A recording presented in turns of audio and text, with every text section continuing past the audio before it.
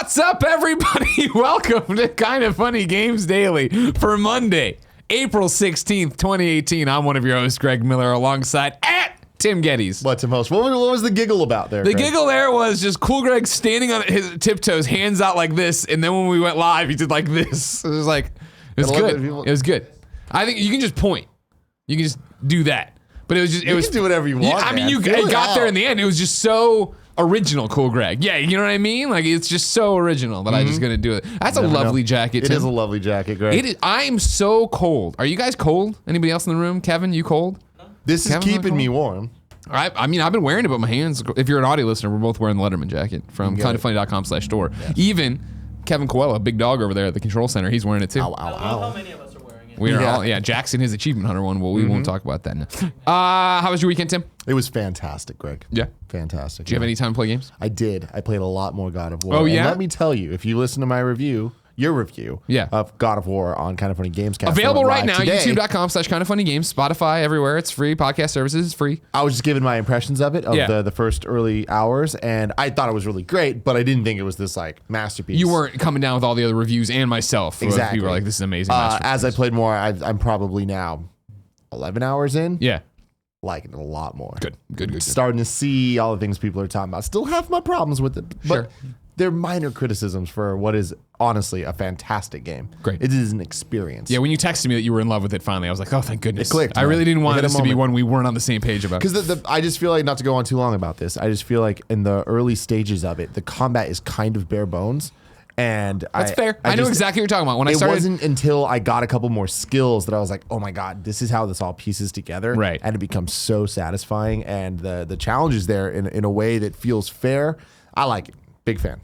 spoiler-free thoughts up on God of War from me, Tim, and Jared Petty right now, youtube.com/kindoffunnygames and podcast services around the globe for that Kind of Funny Games cast. But this is Kind of Funny Games Daily, each and every weekday on a variety of platforms. We run you through the nerdy video game news you need to know about. If you like that, you can watch live on twitch.tv/kindoffunnygames. But if you're watching live, we have a special job for you. Go to kindoffunny.com/you're wrong and tell us what we screw up as we screw it up so we can set the record straight at the end of the show for everybody watching later on youtube.com/kindoffunnygames and listening on podcast services around the globe, including Spotify. No matter where you get the show, thank you. No, it can't happen without you, so be a part of it. Go to kindoffunny.com/KFGD. Give us your questions, comments, concerns, bad PSN names, and everything else under the video game sun for that day's news. Housekeeping for you. Congrats to the hashtag KF Tourneys Final Four. DiGiorno, Barbara Dunkelman, Elise Willems, and Tim Schafer. If you've somehow missed all of this on twitter.com/kindoffunnyvids and the Game Over Greggy Show, we've been doing a 33-person tournament. March Madness into April, could have been May Mayhem. And we are down to the final four. So today is their day of rest. Tomorrow, one match. Wednesday, another match. Thursday, the NIT of hatred between Pepsi and Chardonnay. And then the championship on Friday. And then this will all be behind us. And you can go back to your daily lives. Your normal lives, yeah. But who do you think right now? DiGiorno, Barb, Elise, Tim? Oh, Elise Barb's going to be, if that's what it's going to be. It's going to be Elise Barb. I definitely, based on what we've seen from Barbara and Elise clowning out people like WWE superstar Xavier Woods, and the list goes on. You can see all of this on the Twitter. And that's what I would say too. But DiGiorno making a statement. Literally hungry for it in the Twitch chat on the shows, on the subreddit doing stuff, out there begging. It's if Barb wakes up on whatever day her day is. I haven't picked the days yet. Yeah. And decides I'm gonna let DiGiorno. I'm not gonna make a big deal about it. Then DiGiorno's fine. If Barb decides to make a big deal about it, I don't think DiGiorno can fight. Yeah, I agree. We'll see though. And remember, this episode is brought to you by Hims, but I'll tell you about that later. For now, let's get into what is and forever will be the Roper Report. Time for some news. 4 items on the Roper Report. A baker's dozen! Number 1, there's a bunch of Sega shit to talk about. Yeah, there is. There was that Sega Fest. We talked about it on Friday's episode that was going to be happening. You know, we'll see what's up with the time zones and all that jazz over in Japan. I said something might rhyme with something happening, and it did. Yeah. Well, we'll start right there. Shenmue 1 and 2 are coming in 2018 to PlayStation 4, Xbox, PC. Hold on. That's when I forgot how much news was here. I was trying to combine everything. PS4, Xbox, and PC. This is from the press release. The re-release will stay true to the originals with modernized features, including fully scalable screen resolution, choice of modern or classic control schemes, PC graphic options, an updated user interface, and the option to enjoy either the original Japanese or English voiceovers. IGN adds that they've just figured it out that it's going to be $29.99 for the definitive collection. Exciting? I'm not a Shenmue guy. I'm very excited for one, Michael Huber, who had quite the week last week between the Shenmue news and the Spyro potential. He's not a big Spyro guy, but the potential of Onimusha and all of that. So it's real exciting. He's getting all his nerd Japanese games coming up. This is one of the worst kept secrets in video games. Sure. This collection coming out, like reminds me of Mario plus Rabbids. When it was it was leaked like 6 months beforehand, and things kept leaking for it. It's like, okay, this is gonna happen, and then it did. And everyone's like, okay, wow, it's real. Or the Spyro collection, where it's like, come on, guys, just announce it. I never played them originally, Shenmue, and I don't know how much Alfredo I'll get was into really them. into them. Really, that doesn't seem like an Alfredo game. Yeah, I don't know. It was weird. Can't pin this guy down. He was a big Dreamcast guy though. Okay. Yeah, but Shenmue not for me necessarily. But there was a lot of questions people had that are now answered. What systems is this coming to? Is it PlayStation 4 only? Is it coming to Xbox? Is it coming to Switch? Is it coming to PC? Now we know. Not Switch, but all the others. Yeah. So, and with that retail price, that sounds decent. Yeah, not bad for two games that people love. Get you ready for that Shenmue 3 whenever that comes down. Meanwhile, at that same event, they announced the Mega Drive Mini. This is from GamesIndustry.biz. Sega has revealed plans for new hardware with the announcement of the Mega Drive Mini, currently slated for a Japan-only release, which we'll definitely get here eventually. Weird news all around. Sega does what Nintendo did. Yeah, I guess is the new. It's just the fact that like there's been. I mean, there wasn't the Mini, I guess, but there's already been so many Sega bundles out there. Well, it's even more than bundles. Go to Rite Aid, go to Walgreens. Like you see these like bullshit ass officially licensed things. Sonic on the box, it's like, all right, well, but now it's Mini, I guess, and it looks like the original Genesis, and it's tiny. Those were too, but this is tiny, and it looks like it's tiny.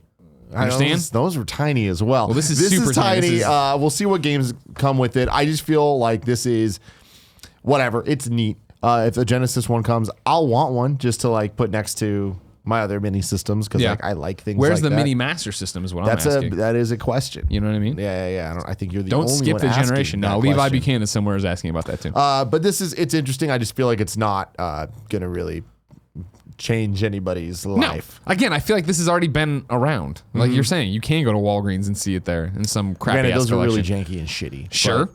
I mean, I include a bunch of games that were never even on the Genesis. Who cares? Stupid Flash things and stuff. So I don't know. Maybe they'll do this one correct, but I don't think they're going to because of the next story. The next one comes from Gamatsu, and it's called Sega Ages. More than 15. It's a palindrome, Greg. It's a palindrome. I see what they did there. Sega Ages. More than 15 classic Sega titles developed by M2 and with additional features will be released worldwide via the Nintendo eShop starting this summer. Planned titles include Sonic the Hedgehog, Phantasy Star, Thunder Force 4, and more to be announced. Thunder Force 4 for Switch will be playable at Sega Fest 2018 this weekend. So this is interesting news, and because it's coming from Japan, a lot of the translation issues are happening. And like, Reset Era had a whole bunch of bullet points and weird stuff. I left it at this top level from Gamatsu. It gets kind of complicated, and we still aren't exactly sure what this is going to end up being. But there's some cool news here because when they first announced this, it seemed, and as information was trickling out last Friday, it seemed like this was going to be another collection on the Switch. Yeah. Of like 15 Genesis games or Mega Drive games or whatever. You buy one card or download one thing and you get it. No, this is similar to the Arcade Archives series that's currently on the Nintendo eShop. We see a lot of the Neo Geo games there. Nintendo recently has been doing their arcade games, versus Super Mario Brothers and their Punch Out and a couple others. So each of these games is going to be individually downloadable on the eShop, a la Virtual Console. What does this mean for the future Virtual Console? Very interesting stuff because this seems like a replacement. I've been saying that I think that Sega's got to get all of its things on whatever the Virtual Console is. This is a nice way around that. They don't have to wait for it, right? They can just put out their own things under a new umbrella. Sega themselves has been tweeting to a bunch of different people and people that work at Sega, talking about how this isn't limited to Genesis games. It's also going to include Saturn or Dreamcast games. So that's a lot. I mean, the entire Can I legacy get of original Sega. Crazy Taxi without all the bullshit I tracks? highly doubt Fucking it. But garbage. What's I don't most care, then interesting to burn it all me down. about this story is the additional features and stuff for that M2 is going to work on. On the 3DS versions, they added 3D to a lot of the 3D classics that they did. Like Sonic the Hedgehog had the depth going on and all that. What this could mean, and again, I'm getting really excited now. You? I know, who would have thought. But there was a hope that there will be widescreen support, and they will think of like redesign the games for the Switch in a way that opens them up, and it isn't just putting a ROM on the thing. And they've done a decent job in the past. It's like it depends. Sometimes it's a hit or miss, but I feel like if they dedicate to this and doing it right, it could be a very interesting platform for old games to be brought to the Switch in a way that isn't just buying the same thing over and over. Because especially when you're looking at things like Sonic the Hedgehog 1 and 2 specifically, we haven't seen 3 yet in this form, but we better not ever get another port of the original Genesis Sonic. They're outdated. There's the Taxman versions, the guy that made Sonic Mania. He made iOS ports of the Sonic games that are the best versions of the game. There's widescreen support. There's all this like little tiny things that just make it objectively a better game. Sure. We better be getting those versions. And we never saw 3 in that form yet. And I feel You like it'd be a have good to place imagine you will, though, right? I mean, that's what they're talking about here. And granted, again, the Reset Era thread was like, things are popping up, and I'm not sure like where they're getting that. It's from Japanese sites. This people are translating, Google translating. I understand all that stuff. You feel like Sega understands where they're at. They understand how the video game landscape is now. They understand to watch Capcom or Nintendo or even Atari release these things. They understand they're in a different climate now. They have to actually try and do all these different things, right? I think M2 being involved shows that. No, Yeah, definitely. And I hope that that's a good sign. Yeah. Like I said, we've seen. Somebody in You're Wrong, let me know, because this is something that I should have looked up. But is M2 the same people that worked on the NES Classic and all that emulation, or is M2 just the people that have done the 3D Classic stuff? Because there's one group out there that nails emulation, and they did the 3D or the NES Classic stuff, whereas the people that did like the Wii U eShop or Virtual Console ports really suck, and the brightness was all off, and the games weren't faithful. He's gonna call like he sees it, Kev Dog. I guess. He's got to call like he fuck sees up it. a ROM? They did. I don't know, but they did. Fucking did, man. I'm looking here to see if nobody's popped in just yet. While we're here, though, Lucar Wolf says a correction for Tim. Sega Ages on Switch has been said to possibly eventually cover Saturn and Dreamcast games. Sega hasn't officially said anything yet. Okay. Set anything in stone. But we'll keep that open for the rest of your corrections. Thank you. Meanwhile, we're still not out of this story. Number one, the Roper Report, 4 subparts. IGN reports Valkyria Chronicles has been announced for Nintendo Switch in Japan. This is part of the same thing. It'll have all the DLC for it. So it'll be like basically the edition that's out on PlayStation 4, PC, all that jazz. That gets you going? Gets me very going. Gets me very going, as the kids say. I've a lot never of played. engorgement. I know you love it. This might be a great time for me to hop in. What gets me excited is the possibility that they'll give you Valkyria 2 then as well. Because Valkyria Chronicles 2, of course, PSP exclusive, I feel way better than Valkyria Chronicles 1. I feel like it had more depth and more stuff going on, way more missions, unlockable. Valkyria Chronicles is amazing. Of course, I'm just excited we're getting a new one, period, coming up. That's not that Revolution garbage. That's an actual Valkyria Chronicles. But to have the original there on Switch, again, that's another game that, I could see me. It's the same thing I talk about with so many things on my XMB on PlayStation 4. When I sit down, I see Valkyria there, and I'm like, I'd love to play that, but I've got a war right now, and I want to get back to Far Cry, and even going back to other huge AAA stuff. Whereas on the Switch, on a plane, I could totally see myself sitting there doing it. Somebody got your M2 corrections? Kebabs, of course. Says, Kebabs, according to an old NeoGAF point, the NES Classic emulation was done by all capitalized nerd, not M2. That is correct. The guys who wrote the song? NERD, yeah. So that's correct. That's talent. That's talent. They can do all the stuff. Sucks. I wish it was them doing it, but Hey man, let somebody have take what you can get, man. And also at the end of the day, it's Sega games. Am I right? That's what you get, Kevin. You're gonna try to cackle over there. The cough's gonna get you. Number 2 on the Roper Report, EA is opening up about Battlefront and what it means for their future. This is via The Verge.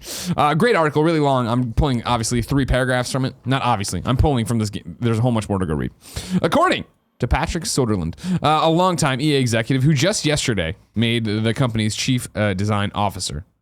Was made the chief design officer. So let me just read all that again then. According to Patrick Soderlund, The last 6 months post-release have been an important learning experience for the company.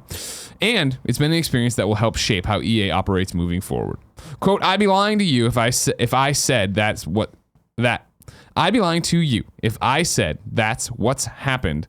That's what he says. With Battlefront and what's happened with everything surrounding loot boxes and these things haven't had an effect on EA as a company and an effect on us as management, he explains. We can shy away from it and pretend like it didn't happen, or we can act responsibly and realize that we made some mistakes and try to rectify those mistakes and learn from them. Jumping way ahead in the article. It's clear to us that players see the company differently than we do, he says. And in that situation, as a member of the executive team, as the guy who runs all of the studios, I have to take that seriously. We have to continue to listen and understand what's triggering that.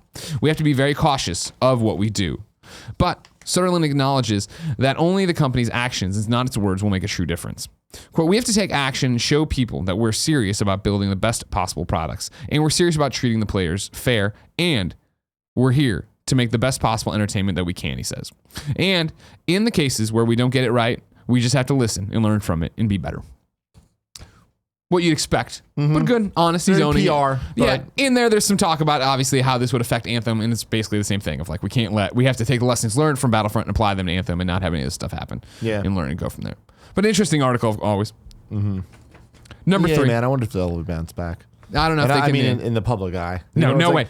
I feel like There's no way. only gotten worse over time. I mean, it has. I thought when Peter Moore was making rounds and did that 2015 E3 with us on GameSpot stage and was talking about like, hey, we understand we're saying players first, and I realized, and this is me paraphrasing, I realized that is such a cliche marketing thing, but we really mean it, and that's why we understand that FIFA's going to make money, and we can take that money and put it towards Yarny. We can go and make Unraveled. We can do all these different things. Way out.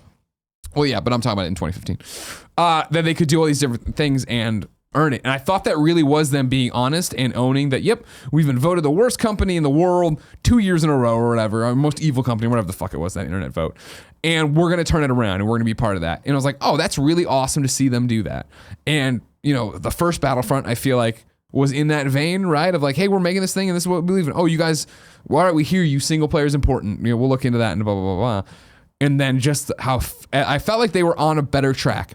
They were on a better track of like, hey, we are a different EA and we are going to turn this around and we are going to make you understand why it's cool to love our games again. And then I thought this past year, well, you know, 2017 just fucked it up from every front of Battlefront's totally fucked in microtransaction land. They closed down Visceral Studios and, you know, regardless of is it the game off, is Amy's game off rails, is it way behind schedules, blah, blah, blah. What that reads is that you just killed this single player Star Wars game that everybody's looking forward to, just like 1313 got killed. Yep. And they just can't get a break in that. And no new Peggle game. It's like no new ridiculous. Peggle game. That was a huge deal for you. I mean, it's not impossible, but I think it would have to be such a, it isn't this, right? This isn't how you turn it around. No. It would have to be a radical Phil Spencer-like move of cool.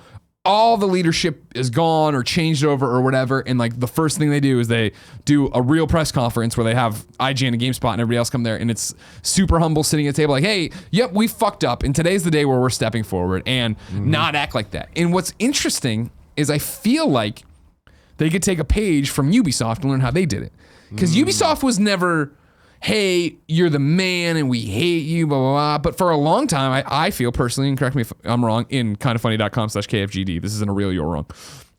Ubisoft was just another big corporation making games, and it wasn't until Vivendi came in and really started breathing down their necks that I feel like Yves Guillemot had to get out there and be like, hey, we have a vision for what Ubisoft is, and it is people being able to create these giant open worlds and games you're going to spend all this time in, and when you start making games as a service, you do have to be in the community and you do have to be like, all right, cool. A lot of problems with For Honor. Here's what we're fixing. All right, cool. A lot of problems with this game. Here's what we're fixing. Rainbow Six. Division. Here's how we're going to keep this game going years out so that when we announce that Division 2 is a real thing, people are so high off Division, whatever that last update was, they're ready to go.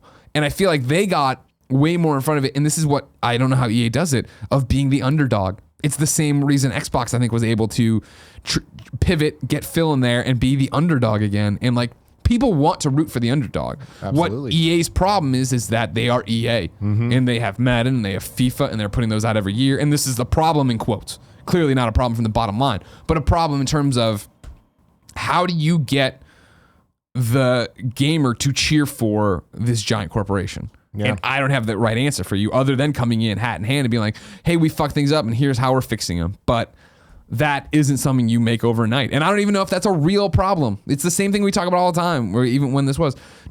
Obviously EA's Battlefront 2 numbers, I think, point to the fact that, yeah, you have to listen, you have to do all these different things. But really outside of that, out of that one game, how is this going to affect them? Oh, A Way Out did just sell really well, right? I mean, more than 1 million units moved in the 2 weeks, I believe. Yeah, it always gets hard when we look at the vocal. I don't want to say minority, just like how vocal the internet can be and how vocal consumers can be, and when you see the reaction that everyone had to the loot boxes and all that, loot crates and stuff, not loot box, loot crate, and then you look at the Activision side of it with Call of Duty putting out its trailer for Modern Warfare Remastered or Infinity War or whatever it was.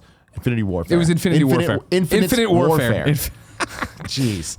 Last 2 years ago or whatever it was, and it's just getting the most dislikes in recorded history on YouTube and stuff. And it's like, yeah, man, people like to be vocal that way, and I'm sure that sends a message. What that message is then heard as and how they react to it, that's really where the question lies. And I feel like Ubisoft is in a totally different position than Activision or EA. And Jared and I were talking about it a couple weeks ago when Ubisoft announced it's opening up a couple more studios up in Canada. And they're at something crazy now, where it's like 17 different studios worldwide. And I'm like, man, look at Ubisoft. No, who would have thought this would be the way that it is? 10 years ago, even. You know, like Ubisoft is now one of the big three. But they still feel smaller. But they still feel like they give a fuck, and they still feel like the they're biggest in there. thing, right? And, they still feel like they give a fuck. They obviously are trying to make money, but it's like it also comes through when they're putting, like, that's why they have things like Just Dance. But they also show love to Just Dance in a way that we don't see people show love to Madden. And like, I don't know. I feel like Ubisoft's made a lot of very wise calls, and I do think you're right about the Vivendi thing, where it forced Eves and them to be like, hey, we need to get ahead of this, and we need to be human beings. Human beings that are for the gamers. Yes. And that's the biggest thing that EA lacks, I feel. And I don't mean to be this guy. I'm not beating them up over their decisions, but the fact of, you have Amy working on the Star Wars game, who is a hardcore video game favorite, right? And then have that blow up, right? That looks bad. And like, think about even E3. We're going to see, as we always do, EA's press conference. It'll be Saturday this year, I think. Kindafunny.com/you're wrong. Yeah, EA Play. I think they're doing it Saturday again this year. And then you'll have Ubisoft on Monday. And both of those are going to be the conference for everyone, which is impossible to do and is going to inevitably alienate people, whether it's the Just Dance segment, whether it is the FIFA segment. There's going to be segments where people... Just Dance is Ubi. Exactly. No, that's what I'm saying. I'm saying comparing these two things. Sorry. Okay. You're going to have these two different corporations making these two different conferences, but at some point alienating everybody the same way. Yes. But it'll be the reaction of it.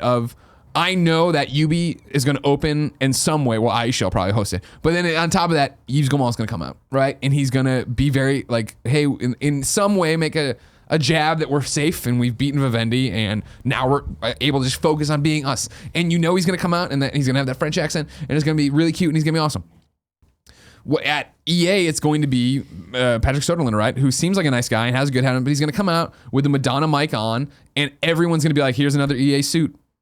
I don't know who this guy really is. You know what I mean? Like, this is him talking here is good, but you need to even amplify that more. I feel to get out and actually be. And this is not me being like he deserves 40 lashes in the public square. I'm just saying the quickest way to get somebody back on your side or to win some back public trust is to be the fact of like, hey, everybody, we fucked up. We know we fucked up. And I want to say that publicly. Are they going to say that at E3? Of course not. Of course not. Because you can't come out and say like, I want to get you excited for all this other stuff. Not necessarily the place to do that. Most eyes on it though. But but the problem with E3 is, and I mean, I guess that you're right, but EA doesn't treat their E3 that way. And I feel like every time we're in the IGN War Room and we'd be watching, or GameSpot War Room when we've done that previously, we watch EA's conference and it's different than the other conferences because everyone's sitting there like, why are you bringing out soccer players? Here's Pele. Why is there so much focus on the minor differences in Madden and this and that? It's like, what are you doing? Like, you're talking to this room what the fuck? And then there's always the people like, no, they're doing this because these games sell well, and there's investors that are paying attention, and they need to know that their sports games are going to be there. And it is the same thing of all of us. And this is the not even the problem, I shouldn't say.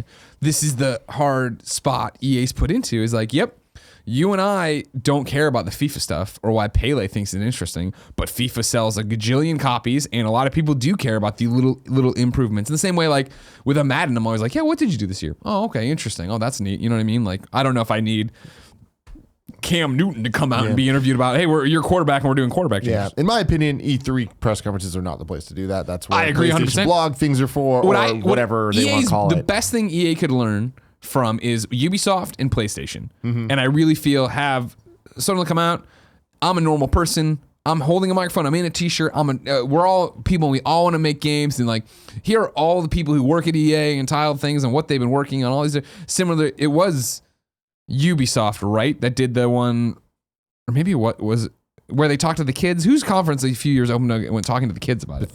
Bethesda. What a brilliant move of reminding you that these are all human beings. That's the thing, is like 2018 modern gaming, whatever you want to say, right, is about now. It's similar to everything else you see, and I know it sounds so goofy, but like artisanally made. You want to know where your vegetables and your meat are coming from, and it's cool to go and have a relationship with the person selling you whatever they're selling you. And that's what video games are warming up to, whether it be Yves Guillemot, whether it be Pete Hines, whether it be these people coming out and being like, and Pete just cursing in interviews and being a normal person, because this doesn't need to be a press buttoned release. Up shirt and tie. That's the problem, is I feel like a lot of the time EA's press conferences feel like somebody's reading a press release, and it's not like doing something fun or it's doing not organic, and it's not. And Pete Hines, the Bethesda thing is like, people can have their opinions one way or another of whether or not there was enough surprises, but nobody can say that wasn't a fun conference that showed off their games in a well-paced, interesting way.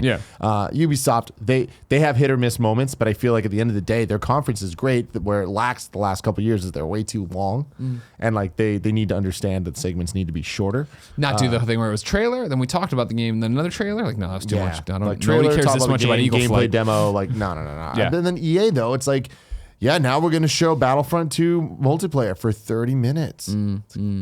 That's not what people are here watching for. Like, and that's what I'm saying is take the personality and the personal approach of Ubisoft, and then do the PlayStation. Cool, it's breakneck speed. We're going to show you 30 games right now in 45 minutes. Microsoft did that as well. It's press conferences are so buttoned up now that there's no room to have like boring bullshit. And there's room to have things that don't speak to everybody. There's a ton of room for that because things move so quickly. You know how they solve it? You and me come out with a hot dog cannon. EA Play. I don't know how to solve it, but I'm in. I'm just, then it's like, we just come out and like people are like, this is unexpected. And then we just turn it right on the crowd. Where's Austin Walker? Bam, this is hot dog. Where's IGN? Bam, hot dog. And then the security chases us because we were supposed to be Goldfarb right in his face. Oh my, they can't stop him. Number 3, an interesting one for you. I found this via gamesindustry.biz. Terraria Otherworld has been canceled. The Terraria team put up a giant blog post about it, which is required reading. But I want to call out this for you. Our team has a clear vision for this game, one that we shared with all of you with much shared excitement. And in spite of all our efforts, the current state of the game remains equal parts far from that vision and behind schedule from our initial planning when we shared Otherworld with all of you 3 years ago. Wow. It is what we're talking about right now, and what 2018 is, and what it is, I feel, to make a video game and communicate to your audience. It is an unflinching, hey everybody, we fucked up. We put this out way too early. We're talking to you right now and telling you it's canceled. We're heartbroken about it. We don't know what this means for us in the short term. Obviously, Terraria, a hit game. A lot of people know that one, and we're excited for the sequel. And then not only does it go through, it's bad news. We know it's bad news. We're worried. We're grieving with you, kind of thing. It then goes into, here's what we learned. And it's bullet points of all the things they fucked up along the way, of announcing too early, doing even, I think they're working with another outside studio, and they're like working with an outside studio on some of this part, even for just part of it. It wasn't the whole thing, but just part of it that had different visions and all this stuff. It's an awesome read. So just Google Terraria. You'll find their page. You can go there, read their blog, but a really great unflinching look at like, hey, we fucked up. Here it is. We're owning it, and we'll see where we go from here. But we wanted to tell you everything. I feel like this combined with the story a couple weeks ago about the water tastes like wine game these are important moments where the more these stories get out there, the more up and coming game developers are going to be able to read these things and understand some hardships that they might not even be thinking about. And I feel like this is going to make the industry better in the long run. Oh, yeah. And it sucks that, there needs to be the guinea pigs, but Sure. Well, I think I know that there are different. Mike Futter just put out a book, right? Game Dev Business Playbook or something like that, right? Which is like, tips and strips. And I just butchered the name. Kindoffunny.com/you're wrong, but also just Google Mike Futter. There needs to be more of those.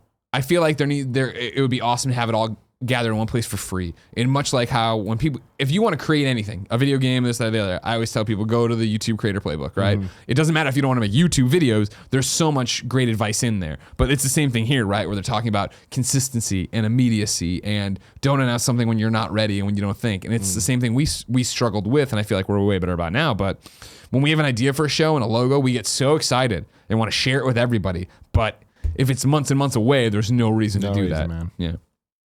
And then number 4, this is from the Sea of Thieves blog update, whatever Mike you want to call Fuller's book name is the Game Dev. Mike Futter's book name is called the Game Dev Business Handbook. I got pretty close. Capitalist Pig wrote I got pretty for close. that. Thanks, Capitalist Pig. And Ignacio Rojas says EA won the Worst Company in America award. Gotcha. Multiple years in a row. Multiple years. Anyways, let's talk about Sea of Thieves. This is an update for you from their blog. Alongside this, what it was alongside doesn't matter. What's key for us is the rhythm and cadence we want to get into with Sea of Thieves. Our focus for April is to continue addressing the top feedback points, but as we move into May, our focus will shift to new content. Our first content update, The Hungering Deep, will release in May and bring with it a new AI threat to the world. Crews will have to work together to discover and defeat this threat as part of a unique event. We will also be introducing a number of new mechanics to assist players on this adventure, and there will be unique rewards that players can earn as part of this event. Beyond, we will begin our weekly event program during May, where we introduce new mechanics and give players fun new ways to play with weekly events and rewards. Are you gesturing towards the thing taking off out there? It's just like there's new trains. There's new munis out there. Muni trains. We've had the same muni trains for the last 25 years. We have new ones now. That one sounds like a rocket gearing up to take off. Like I don't even know what like Infinity War ships. Yeah. It's not Star Wars. I don't know. In the summer months, we'll debut 2 more content updates with Cursed Sails, which will include a new ship type, and Forsaken Shores, which will introduce players to a perilous new part of the world to explore. Similarly to The Hungering Deep, both of these updates will also include new gameplay mechanics for players, new AI threats to challenge, and new unique rewards to claim. As we've always said, we never wanted to do anything to separate our players. So we're pleased to confirm that all content updates will be made available to all players for no additional cost. What do you got for me? So I know that I'm backseat quarterbacking here. Yeah. Is that the phrase? No. Okay. You're Monday morning quarterback. Monday morning quarterbacking or backseat driving. Sure. You can be an armchair quarterback. You can backseat drive. Armchair quarterback. I think that's what it is. That's what I'm going for. That's what you're going for. That's what I'm going for. Sure. This all sounds like great news. I love the whole no additional cost. Let's keep the group together because that's the point of these type of games. Yeah. Having said that, though, I do feel as somebody that isn't playing these games and has no interest to play these games, we've still not seen somebody come out with a game that has substantial content to start and then has all this awesome stuff. And I feel like that's a problem. Monster Hunter. Yeah? Okay. Yeah. Maybe. Am I wrong, Kev? No, you're right. Monster Hunter has substantial content. And I'm not at all being like, fuck you. No, There's a lot of examples of this. Destiny 2. Of like, hey, here's this game, and then, all right, cool, wait, what about all these things we want or changes? Yeah, and I feel like I'm not the type of person that plays this game, so maybe I'm wrong, but would you put Monster Hunter in the same category as Sea of Thieves, Destiny, Division? Yeah? Games as a service? Do you think that Monster Hunter is going to be something that people keep coming back to with updates over the next year? Yes. Okay, cool. Then especially as that's already happening. Yeah. But like not you, right? I wanted to play fucking Mega Man with you. What happened? I got drunk on Saturday, and then I had things to do yesterday. So you just didn't. I just didn't. That's right. Yeah. So, Monster Hunter, great example. Besides that, though, like it's just so upsetting that like there's so much anger towards Rare and Microsoft right now. Is there? I've seen on everything I'm seeing on Twitter for the people I follow that are playing Sea of Thieves. They're like, all right, we don't want to hear a year roadmap. We want to hear a next month roadmap of like give me a lot to do because like there's nothing right now. Like Sean Boland from Game Attack was like going off about it, and he's just like, this is great if there was more now. Gotcha. And it's like, that sucks. Like, I feel like they really need to focus on these games as services. And it's what you were talking about earlier about when we were talking about Ubisoft, about Division. Like, yeah, you better hope Division 2 comes out and nails it. And then it's only better as it goes on. That's my thing is I really, and I know that I'm setting myself up for failure here. I really think Division 2 will nail it. I really think that Division 2 has had the luxury of watching Destiny 2, has had the luxury of watching other big games come out and do this, where Division 1 right now has the monthly roadmap of what's happening leading up to Division 2. When I think it's September when it just stops and everybody's like, is that when Division 2 is coming out? It has the updates and it has the thing. Like, I remember when we read that story of like, oh, Division 2 is coming and they're going to start dropping this new reward in Division 1 that you can get to then unlock things in Division 2. And I was like, I will come back for that. I don't know when it is. And then the map that day said when it was. I was like, oh, great. Okay, now I know when I'm going to be playing Division 2 or Division 1 to screw around for Division 2. Cool. You'd hope that, yeah, people learn from it, but then again, people continue to not learn from it. You know, like Destiny 2 is the quintessential example right now of you're going to tell me the Destiny guys who like nail Destiny over time and have these fan base and these crazy hardcore and dedicated players couldn't understand what people were going to want from their game immediately and how to keep them around and how to keep them going and how to lock people in, and they didn't. And because I mean I think they strayed more towards trying to make me happy, a mainstream player who jumped in, got his platinum and bounced. I think we need to bring up the fact that, you know, there was a lot of talk about Bungie being rushed to get the game out because of Activision, because of all of that going into it, and they need to make money and hit the deadlines and the whole fiscal years and all that. So that all makes sense. It just sucks from a consumer point of view. It sucks as a gamer that does just want that experience.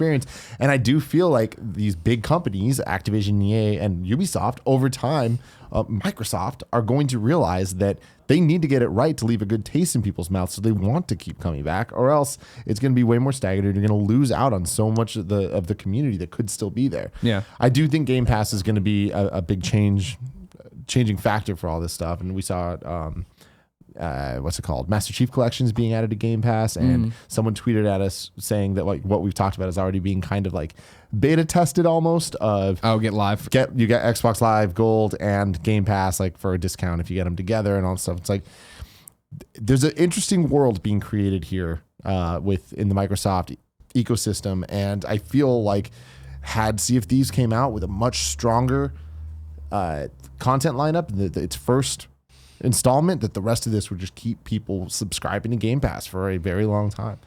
Yeah, I mean the problem is, and I understand this sounds stupid because video games have been around so long, you have to learn from the mistakes of other people, of other things. I think a great analog right now is Oblivion Song, the Image comic book, where issue 1 dropped.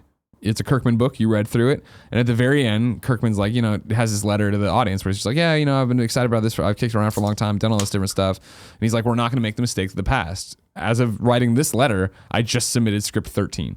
Like we've been working, we have a year content already laid out where you won't miss a week. We're not going to screw this up. Whereas that, you know, books get delayed and this happens and people forget about it. And so you'd hope a game like Division 2 would see that and come out and have their shit together, have it unlocked, or at least be able to communicate with it, right? Where I think For Honor is a good example of a game that came out and had problems at launch, but was able to tell the community, here is what the roadmap is. Dedicated servers are coming on this day. They were able to respond and get in there and understand. And that's the biggest part of it. And it actually show the progression you want to go with. And so, for me, it's funny you bring up like people are mad about it.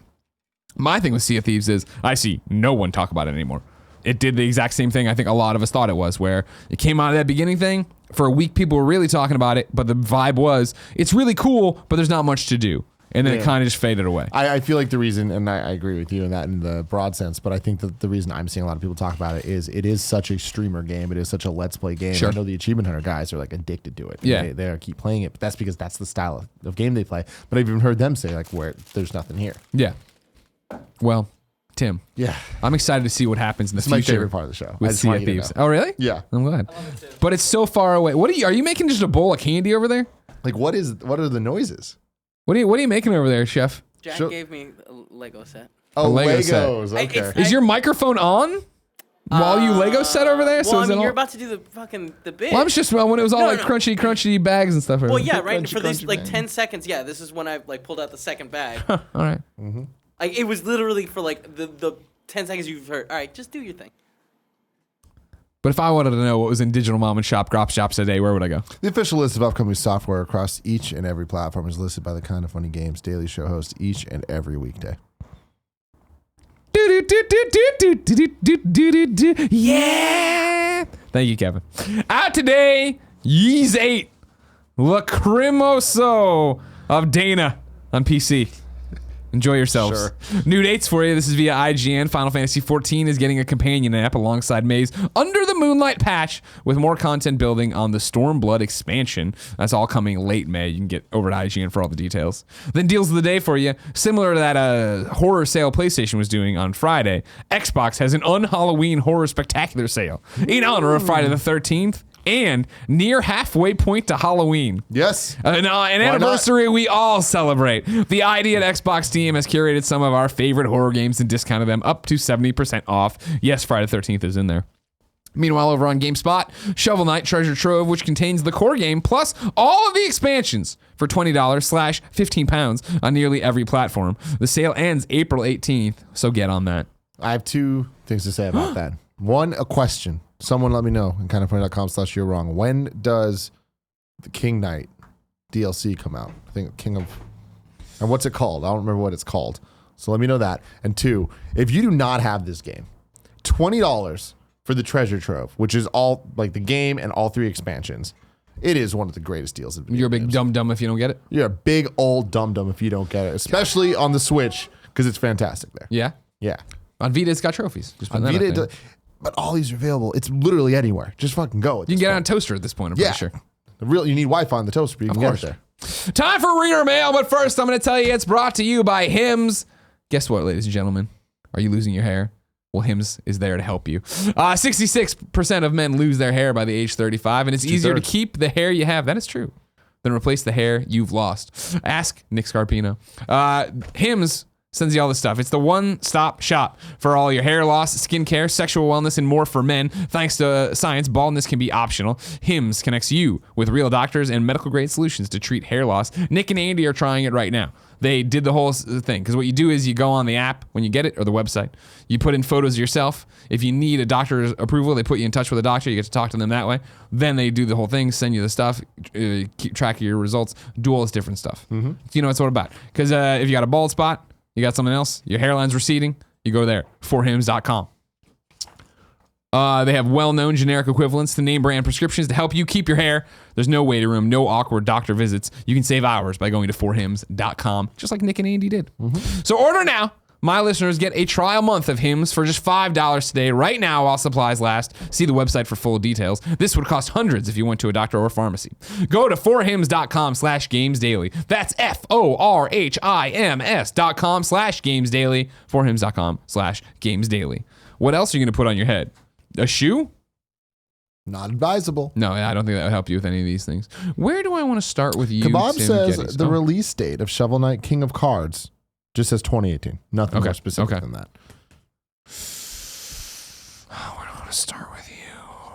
Oh, here we go. I'm going to start with this one. Good stuff. Crown Prince of Swaziland writes in to kindoffunny.com/KFGD just like you can. It says, hey, Kinda Funny co-hosts.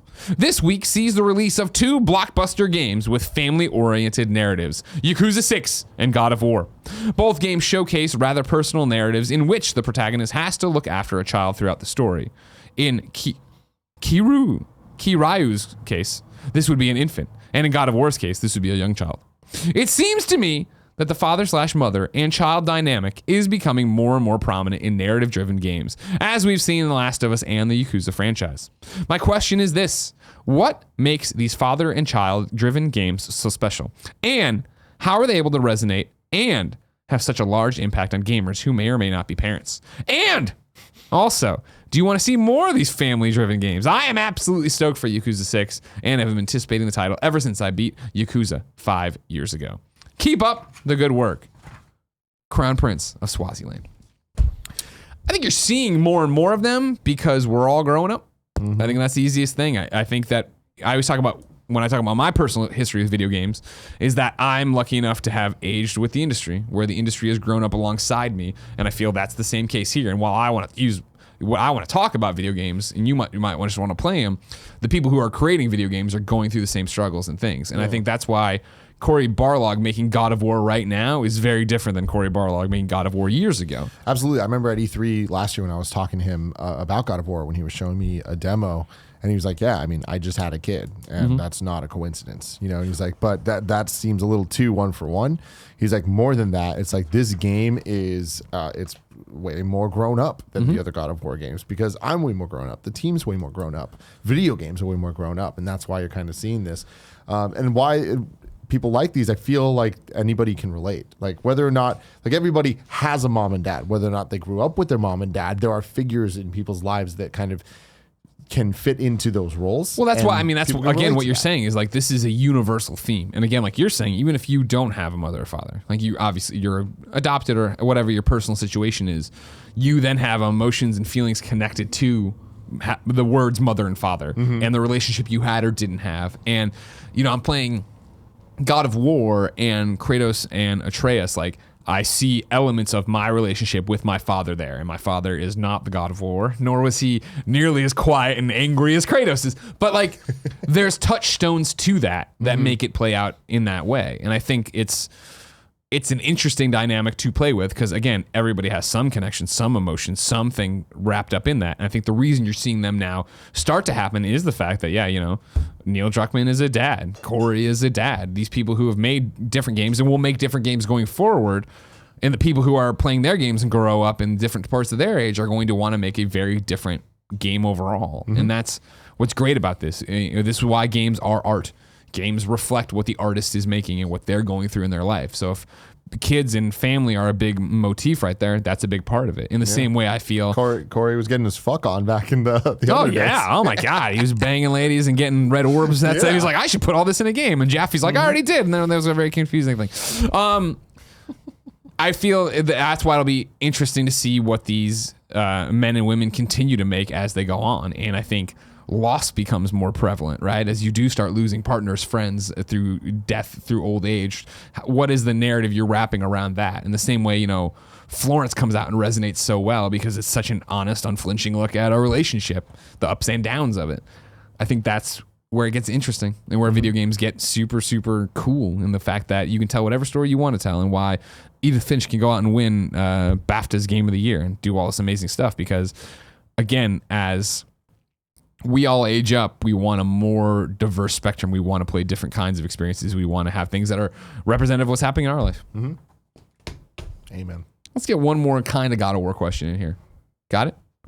Mike from Buffalo writes into kindoffunny.com/KFGD and says, does this feel like an incredibly long review to release window? I'm referring to God of War and the ever-growing mountain of positive reviews I have to continue to avoid until I have my own copy of the game in hand. I can't remember the last time I was tortured so by such a long release window, or long window of review. That was a horn here. That was a horn here. Horn here. Of reviews prior to a game's actual release. Also, do you guys feel you need a good palate cleanser just before a highly anticipated title? You know, something that's still fun, but not too engrossing, and just enough to keep your faculties primed for what's to come. Just curious. All the best, Mike from Buffalo. This is a very old school window from here's the reviews and here's the game, but I think it plays into what we always talk about. There was concern, right, and there's concern right now about Detroit. Why isn't Sony marketing this game more? Why aren't we seeing more from it? Obviously, early on, I'm assuming PlayStation PR and Sony Santa Monica knew they had something special here. So it was cool. Turn the ice out of that. Turn that ice into the skating rink into a God of War ad. Do a few commercials here and there. But really, when it comes to the hardcore, we can let the game speak for itself. Yeah, totally. I think it's all strategy of marketing where what's more advantageous to you, running a commercial, a 30-second spot of God of War, or running a 30-second spot that has a bunch of 10s in it. Great point. You know, Yeah. I think that they knew that. And it's I'm sure definitely they're doing working, both, but right? I can't tell you the number of you kind of funny best friends who hit me up this weekend or even today now on Monday, now that the Gamescast is up for everybody. And it's spoiler free, by the way. A lot of people were asking me because we didn't put it in the title. Spoiler free. You know, oh my gosh, I wasn't going to buy this, but now I've pre-ordered it because of you. And that's never my intention, but like what I'm telling you if I like or dislike a game. But I think that's what Sony was probably banking on, is that people would come out and be really passionately into this and then get their audiences really passionately into it, even if it's a game you were going to ignore and look past. Yeah. Now the Greg Miller's out there saying it's amazing.